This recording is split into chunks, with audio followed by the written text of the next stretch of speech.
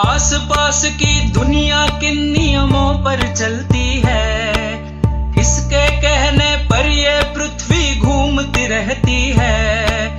रहस्यमय अद्भुत भयकारी जो है लगता आज, हर डर टूटे विभ्रम छूटे खुले जब उसका राज।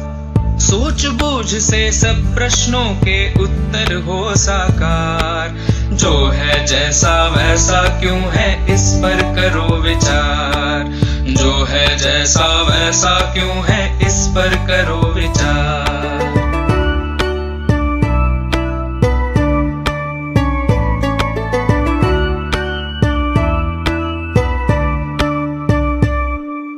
बहता पानी कैसे उड़कर बादल बन जाए, छोटे बीजों में से कैसे फसलें लहलहाएं। चारा खाकर गोबर बनता गोबर का फिर खाद, जब मिट्टी में खाद मिले तो खिले फसल का स्वाद।